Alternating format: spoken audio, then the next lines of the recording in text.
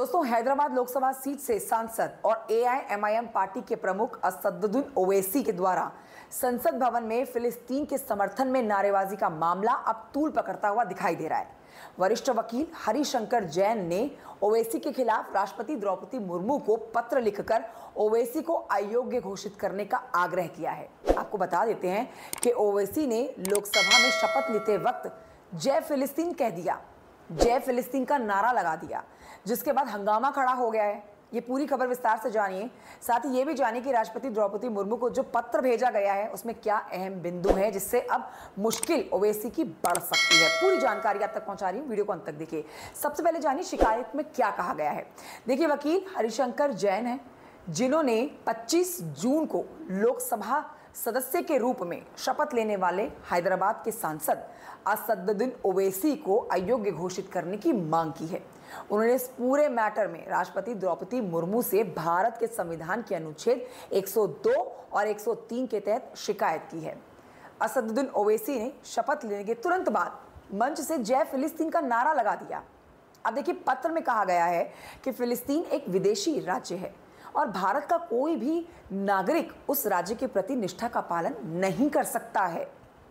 आगे ये जान लीजिए, जो पत्र द्रौपदी मुर्मू को भेजा गया है उस पत्र में यह भी लिखा है कि भारत के संविधान का अनुच्छेद 102 किसी भी व्यक्ति के लिए संसद के किसी भी सदन के सदस्य के रूप में चुने जाने और होने के लिए अयोग्यता का प्रावधान करता है यदि वो किसी विदेशी राज्य के प्रति निष्ठा या पालन की स्वीकृति के अधीन है। शिकायत के अनुसार असदुद्दीन ओवैसी ने शपथ लेने के तुरंत बाद ये दिखाने के लिए नारा लगाया कि वो उस राज्य के प्रति निष्ठा रखते हैं। ये बेहद गंभीर मामला है और राष्ट्रीय सुरक्षा के लिए तो बहुत बड़ा खतरा है। राष्ट्रपति द्रौपदी मुर्मू को जो पत्र भेजा गया है उसके महत्वपूर्ण अंश में आपको वर्ड टू वर्ड बता रही हूँ। दोस्तों, आगे जानिए, ये भी लिखा गया है कि भारत की संप्रभुता और अखंडता को सुरक्षित रखने के लिए संविधान का अनुच्छेद 102(1)(d) किसी शख्स को संसद का सदस्य बनने से रोकता है अगर वो व्यक्ति किसी विदेशी राज्य के प्रति निष्ठा रखता हो तो। पत्र में यह भी कहा गया है कि ओवैसी के द्वारा संसद में दिया गया नारा देश की सुरक्षा, संप्रभुता और अखंडता के लिए बड़ा खतरा है। ये बेहद गंभीर मुद्दा है जिस पर तत्काल ध्यान देने और उचित कार्रवाई करने की आवश्यकता है।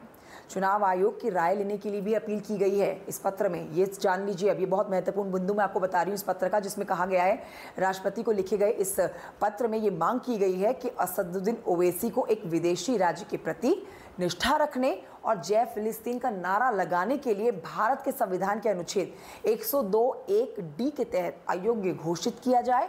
इसके साथ ही संविधान के अनुच्छेद 103 के तहत ओवैसी की अयोग्यता के संबंध में भारत के चुनाव आयोग की राय पर विचार करने की भी मांग की गई है। तो दोस्तों, आप कह सकते हैं कि शपथ ग्रहण के दौरान ओवैसी ने जो जय फिलिस्तीन का अचानक से नारा लगाया और ये सुनने के बाद सदन में मौजूद तमाम सांसद और देश का हर एक जन जो है वो आश्चर्यचकित हो गया। अब जाहिर तौर पर ये उनका जो नारा है उनकी मुश्किल आगे बढ़ाएगा ही बढ़ाएगा, जिसके लिए अब राष्ट्रपति द्रौपदी मुर्मू को पत्र भी भेज दिया गया है कि उनको अयोग्य ठहराया जाए।